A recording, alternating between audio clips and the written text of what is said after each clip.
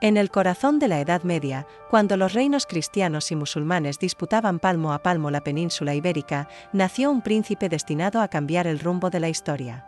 Era el año 1199, y el lugar, la villa de Peleas de Arriba, en el Reino de León. Allí, bajo un cielo que presagiaba tormentas políticas, vino al mundo Fernando, hijo de Alfonso IX de León y de Berenguela de Castilla. Su nacimiento no fue un simple acontecimiento familiar, era un símbolo de unión, y al mismo tiempo, de conflicto. Los lazos matrimoniales entre sus padres habían sido una jugada diplomática para acercar las coronas de León y Castilla, pero la Iglesia no lo veía con buenos ojos. El Papa Inocencio III, invocando la cercanía de parentesco entre ambos, declaró nulo el matrimonio. A pesar de ello, Fernando fue reconocido como hijo legítimo, un detalle crucial que más tarde abriría la puerta a sus derechos dinásticos. Desde pequeño, Fernando creció en un ambiente marcado por las intrigas y la inestabilidad política. Sus primeros años transcurrieron en la corte leonesa, donde aprendió las costumbres de la nobleza, pero también en la de Castilla, bajo la tutela de su madre Berenguela, mujer de gran inteligencia política y firme carácter. Ella supo educarlo en las artes de la diplomacia y en la piedad cristiana, inculcándole el sentido de la justicia y el deber hacia Dios. En aquella época la península estaba fragmentada en múltiples reinos, al norte las coronas de León, Castilla, Navarra y Aragón, al sur los dominios musulmanes del califato almohade que aún conservaban vastos territorios desde el Guadalquivir hasta más allá de Murcia. El joven Fernando creció escuchando relatos de batallas y reconquistas, de héroes como el Cid y de gestas en las que el honor y la fe se entrelazaban con la espada. Cuando apenas contaba con 10 años, su destino comenzó a torcerse hacia la corona. Las tensiones entre su madre y su padre, agravadas por la disolución matrimonial, llevaron a que Berenguela y Fernando vivieran apartados de la corte leonesa. En Castilla, Berenguela maniobraba para asegurar que su hijo heredara los derechos al trono, consciente de que los conflictos de sucesión eran el pan de cada día en la política medieval. Pero en las sombras se movían otras piezas. La nobleza castellana, siempre dividida en facciones rivales, observaba con recelo la figura de Fernando, pues temían que un heredero con sangre leonesa pudiera alterar el equilibrio de poder. Por su parte, el joven príncipe aprendía, en silencio, que para gobernar no bastaba la fuerza militar, había que conocer el arte de tejer alianzas, escuchar a los consejeros y, sobre todo, adelantarse a las traiciones. Mientras su niñez se desvanecía, el escenario político de la península se agitaba. En 1212, la coalición cristiana había logrado la histórica victoria de las Navas de Tolosa, debilitando gravemente al poder almohade. Aunque Fernando era todavía un adolescente, este hecho marcaría su visión del mundo. Los reinos cristianos podían triunfar sobre el Islam si trabajaban unidos. Esa idea, simple y poderosa, se convertiría en el núcleo de su reinado. El joven Fernando, educado entre rezos, crónicas y entrenamientos militares, no imaginaba que en pocos años se vería envuelto en una crisis sucesoria que lo colocaría en el trono de Castilla. La infancia había quedado atrás, ahora comenzaba la senda de un monarca que uniría reinos y agrandaría fronteras. El año 1218 marcó un punto de inflexión en la vida de Fernando. El trono de Castilla atravesaba un periodo de gran inestabilidad. El rey Enrique y su tío materno, apenas un adolescente, había muerto de forma repentina en un accidente mientras jugaba en el patio del Palacio Episcopal de Palencia. Sin descendencia y en medio de un clima político tenso, todos los ojos se volvieron hacia Berenguela, hermana del difunto y heredera legítima.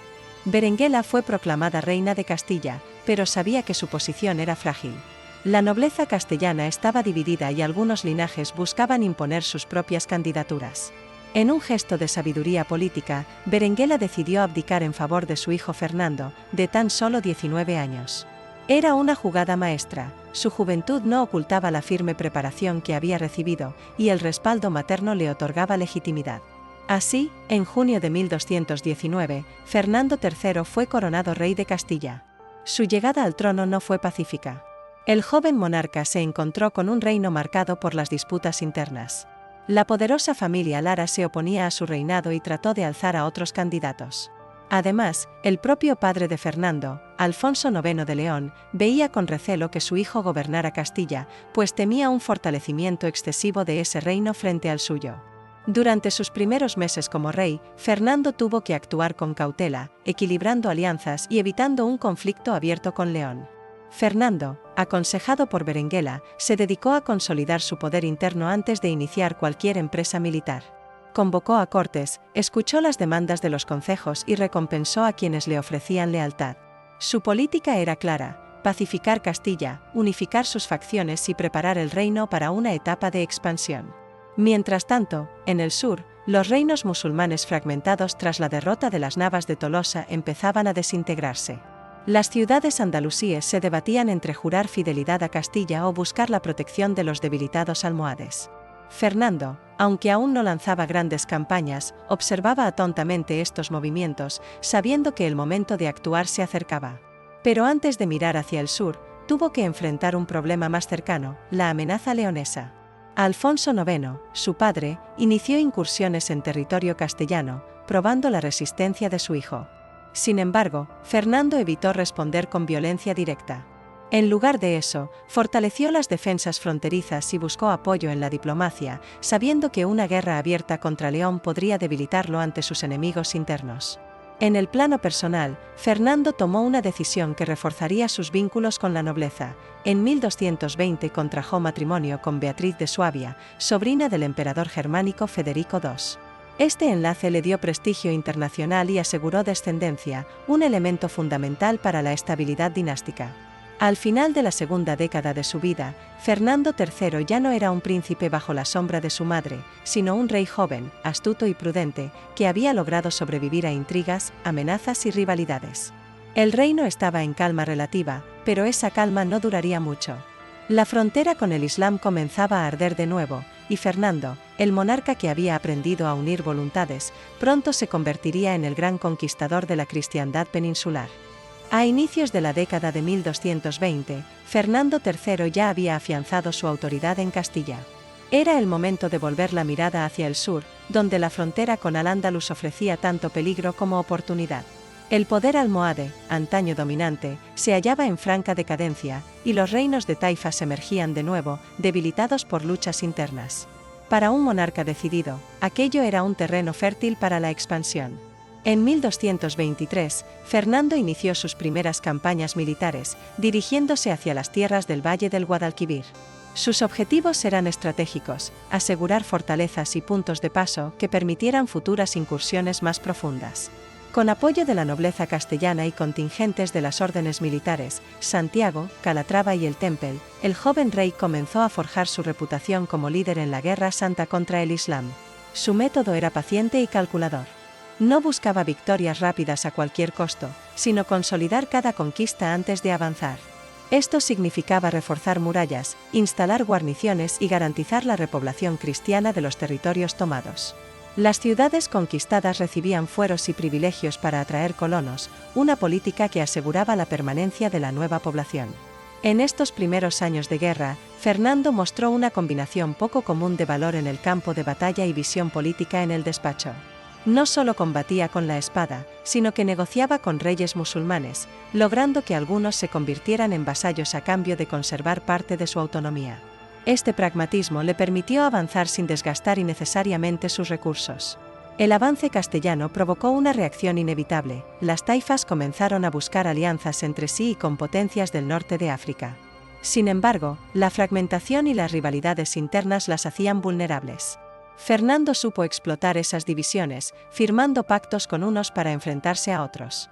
En 1225, logró una victoria significativa al tomar la ciudad de Quesada, lo que abría el camino hacia el reino de Jaén. Era un avance modesto, pero simbólico: demostraba que las murallas andalusíes ya no eran inexpugnables. Mientras tanto, en el plano familiar, Fernando y Beatriz de Suabia tuvieron varios hijos, entre ellos Alfonso, quien heredaría la corona como Alfonso X el Sabio. Este hecho no solo aseguraba la continuidad dinástica, sino que fortalecía la legitimidad del monarca ante sus súbditos. Pero el verdadero golpe de fortuna llegó en 1230, cuando murió su padre, Alfonso IX de León. La herencia leonesa, lejos de derivar en un conflicto armado, fue entregada a Fernando gracias a la mediación de su madre y al reconocimiento de las Cortes. Por primera vez en siglos, Castilla y León quedaban unidas bajo un mismo soberano. Con las dos coronas en sus manos, Fernando disponía ahora de un poder territorial y militar sin precedentes. La reconquista entraba en una nueva fase. El joven rey, que había aprendido a moverse entre intrigas y cautelas, se preparaba para la gran ofensiva que cambiaría para siempre el mapa de la península ibérica. El año 1230 marcó un momento histórico sin precedentes. Castilla y León, reinos que durante siglos habían alternado alianzas y guerras, quedaban unidos bajo un solo monarca, Fernando III.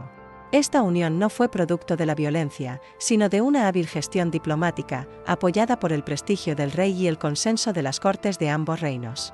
Con esta fusión, Fernando contaba con un territorio más extenso, un ejército más numeroso y unos recursos que ningún otro rey peninsular podía igualar. Sin embargo, el monarca sabía que la verdadera fuerza de un reino unido se probaba en el campo de batalla. El sur, con sus fértiles valles y ciudades ricas, era el objetivo natural. En 1236, Fernando emprendió una de sus campañas más ambiciosas, la conquista de Córdoba, la antigua capital del califato omeya y símbolo del poder musulmán en la península. Tras un asedio prolongado, las tropas castellano-leonesas lograron abrir brecha y entrar en la ciudad en 1236. La imagen de la cruz cristiana alzándose sobre la gran mezquita, consagrada como catedral, recorrió toda Europa, consolidando la fama del rey como campeón de la cristiandad. Este triunfo no solo tuvo un impacto militar, sino también psicológico. La caída de Córdoba desmoralizó a las taifas andalusíes y atrajo a nuevos caballeros europeos, ansiosos de participar en la reconquista. Las órdenes militares recibieron tierras y privilegios, reforzando su lealtad al monarca. En los años siguientes, Fernando dirigió sus esfuerzos hacia el reino de Jaén, clave estratégica para controlar el acceso a Andalucía. Las campañas fueron arduas, pues las fortalezas jienenses estaban bien defendidas y abastecidas. Sin embargo, la perseverancia y la presión constante de los ejércitos cristianos dieron fruto. En 1246, Jaén capituló y pasó a manos castellanas. Como parte de los acuerdos, el rey musulmán de Granada, Muhammad, aceptó convertirse en vasallo de Fernando, comprometiéndose a pagar tributo anual. Este pacto con Granada fue una jugada maestra. Mientras aseguraba la frontera sur y recibía un flujo constante de riqueza, Fernando podía concentrarse en otros objetivos sin temer un ataque granadino por la retaguardia. Era el equilibrio perfecto entre la guerra y la diplomacia. En el plano interno, la unión de Castilla y León no estuvo exenta de tensiones. La nobleza de ambos reinos mantenía antiguas rivalidades, y Fernando tuvo que mediar constantemente para evitar enfrentamientos. Su autoridad, reforzada por las victorias militares, fue suficiente para mantener la paz, aunque el descontento latente persistía. A mediados de la década de 1240, Fernando III era ya reconocido como el gran monarca de la península. Había unido dos coronas, conquistado ciudades legendarias y establecido un sistema de vasallaje con Granada que garantizaba estabilidad. Pero su ambición no conocía descanso. En el horizonte se perfilaba su mayor empresa, la conquista de Sevilla, la joya del Guadalquivir. El año 1247 abrió una nueva etapa en el reinado de Fernando III. Tras asegurar Jaén y consolidar su alianza con el reino nazarí de Granada, el monarca puso su mirada en la mayor y más rica ciudad musulmana que quedaba en el valle del Guadalquivir, Sevilla. Sevilla era más que una plaza fuerte. Era un centro económico, político y cultural de primer orden, con un puerto fluvial que conectaba con el Atlántico y comerciaba con el norte de África. Tomarla significaba cortar las rutas de abastecimiento musulmanas y dar a Castilla un acceso directo al mar, con todo lo que ello implicaba para el comercio y la proyección internacional. En 1247, Fernando inició la campaña. Primero aisló la ciudad, asegurando los territorios circundantes y cortando sus rutas de comunicación. Las órdenes militares y contingentes de ciudades castellanas y leonesas participaron con entusiasmo, conscientes de la magnitud del objetivo. Incluso llegaron refuerzos desde Aragón, y la flota castellana, reforzada con barcos cántabros y vizcaínos, se preparó para cerrar el cerco desde el río Guadalquivir. El asedio de Sevilla fue uno de los más largos y complejos de toda la Reconquista. Duró más de un año, desde agosto de 1247 hasta noviembre de 1248. La ciudad estaba protegida por murallas imponentes y una guarnición numerosa, pero el bloqueo fluvial impuesto por la flota castellana resultó decisivo. La célebre cadena que cruzaba el río para impedir el paso de barcos fue rota en una acción audaz, permitiendo que las naves cristianas controlaran el abastecimiento. La población sevillana resistió con tenacidad, pero el hambre y las enfermedades comenzaron a hacer estragos. Finalmente, el 23 de noviembre de 1248, el emir Abu al-Hasan as-Saide capituló. Sevilla fue entregada a Fernando III, quien hizo su entrada solemne entre el júbilo de sus tropas y el repique de campanas. La gran mezquita fue consagrada como catedral, y la Giralda pasó a ser su campanario, símbolo de la nueva era.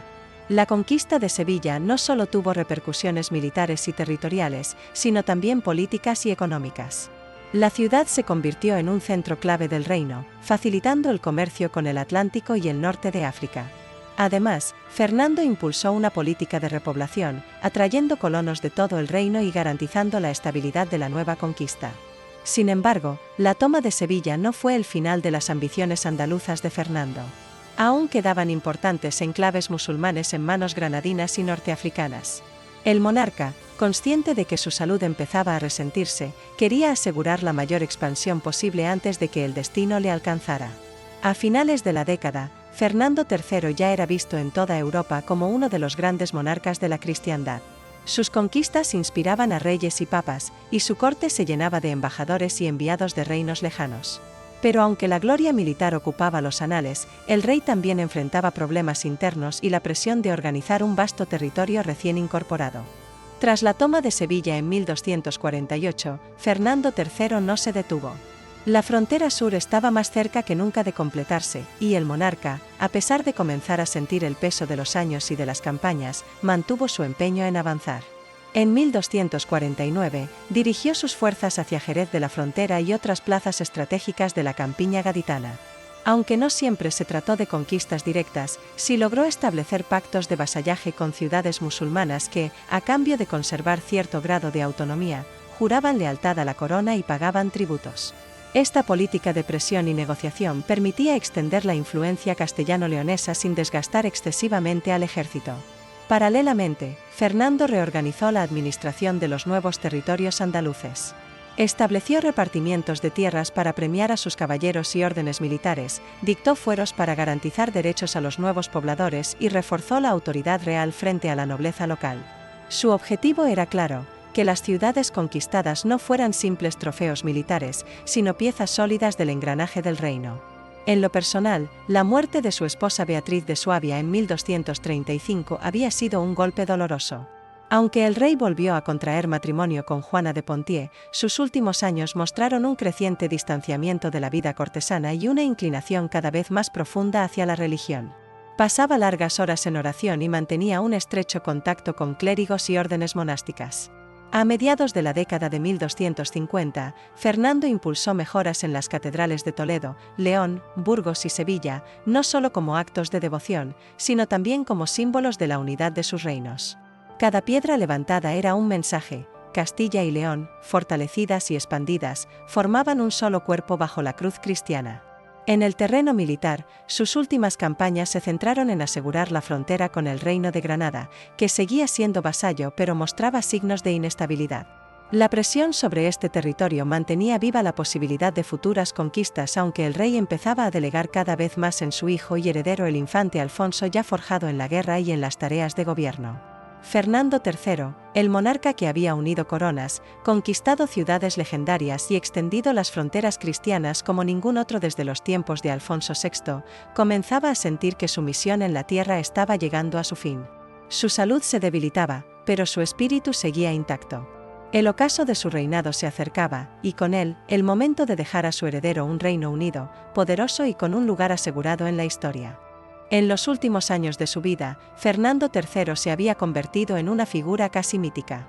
Sus victorias militares, su capacidad para unir reinos y su profunda religiosidad lo habían elevado a un estatus venerado no solo en Castilla y León, sino en toda la cristiandad. Sin embargo, la salud del monarca, desgastada por décadas de campañas, viajes y responsabilidades, comenzó a deteriorarse de manera visible. A principios de 1252, el rey enfermó gravemente. Los médicos de la corte, limitados por el conocimiento de la época, poco podían hacer más allá de recomendar reposo y plegarias. Fernando, consciente de su fragilidad, inició un proceso de preparación espiritual para la muerte. Pasaba horas en la Catedral de Sevilla, donde escuchaba misa y participaba en oraciones públicas, buscando la paz interior. En esos meses, también se ocupó de dejar en orden los asuntos del reino. Confirmó a su hijo Alfonso como heredero, entregándole las llaves del poder político y militar. Le aconsejó que mantuviera la unión de Castilla y León, que protegiera a la Iglesia y que continuara la reconquista hasta completar la expulsión de los musulmanes de la península. Estas instrucciones no fueron simples formalidades. Fernando las pronunció con la autoridad de quien sabía que su obra aún no estaba terminada, pero debía ser continuada. El 26 de mayo de 1252, Fernando III murió en Sevilla, en el Alcázar Real, rodeado de su familia, sus consejeros y miembros del clero. Según las crónicas, el monarca, en sus últimos momentos, pidió ser colocado en un lecho humilde y morir con un sayal franciscano, renunciando a las insignias reales para presentarse ante Dios como un siervo más. Su muerte fue recibida con un profundo luto en todo el reino. Las campanas de las catedrales repicaron en duelo, y peregrinos y nobles de todos los rincones acudieron a Sevilla para rendir homenaje a quien consideraban un rey santo. El cortejo fúnebre fue solemne y multitudinario, y su cuerpo fue enterrado en la catedral hispalense, en un sepulcro que aún hoy se conserva. Fernando III había sido un guerrero y un gobernante, pero también un hombre de fe inquebrantable. Su fallecimiento dejó un vacío que no solo afectó a la política peninsular, sino que resonó en las cortes europeas y en el papado, que ya veía en él a un ejemplo de monarca cristiano. Tras su muerte en 1252, la figura de Fernando III no se desvaneció. Al contrario, comenzó a crecer, alimentada por el recuerdo de sus gestas y por la veneración popular. Para sus súbditos, no era solo el rey que había conquistado Córdoba, Jaén y Sevilla, era el monarca que había unido definitivamente Castilla y León, que había fortalecido la Iglesia y que había gobernado con justicia y piedad. Su hijo y sucesor, Alfonso X, conocido como el Sabio, se encargó de preservar y engrandecer el legado paterno. Mandó recopilar las crónicas de su reinado, ensalzando las victorias militares y presentándolo como un ejemplo de monarca cristiano ideal. En Sevilla, la tumba de Fernando se convirtió en lugar de peregrinación para fieles que acudían a rezar y a pedir su intercesión. Con el paso de los siglos, la devoción hacia Fernando III no hizo más que aumentar. La Iglesia reconoció su vida ejemplar, marcada por la fe y la defensa de la cristiandad. Se atribuyeron milagros a su intercesión, y las órdenes religiosas lo recordaban como un protector de conventos y monasterios. En 1671, más de 400 años después de su muerte, el Papa Clemente X lo canonizó oficialmente, proclamándolo San Fernando. La ceremonia fue celebrada con gran pompa en Sevilla y en toda España, reafirmando su lugar no solo en la historia política, sino también en la santidad de la Iglesia. Desde entonces, su fiesta litúrgica se conmemora el 30 de mayo. El legado de Fernando III es múltiple. Como gobernante, dejó un reino más grande, más fuerte y mejor administrado. Como estratega, demostró que la guerra y la diplomacia podían caminar juntas, usando tanto la espada como el pacto para expandir sus dominios. Como hombre, encarnó el ideal caballeresco, donde la fe, la lealtad y el honor se unían en cada decisión. Aún hoy, su nombre sigue vivo en calles, plazas y monumentos de toda España. En Sevilla, la estatua que lo representa recuerda al visitante que, en ese lugar, un rey santo transformó la historia. Y en la memoria colectiva, Fernando III permanece como el monarca que unió reinos, conquistó ciudades y, sobre todo, gobernó con un propósito que trascendía su tiempo: servir a Dios y a su pueblo. Su vida es la historia de un hombre que nació príncipe en tiempos turbulentos, que se convirtió en rey contra todo pronóstico y que murió como santo. Una figura que, 8 siglos después, sigue inspirando a quienes creen que la grandeza se construye con fe, justicia y perseverancia.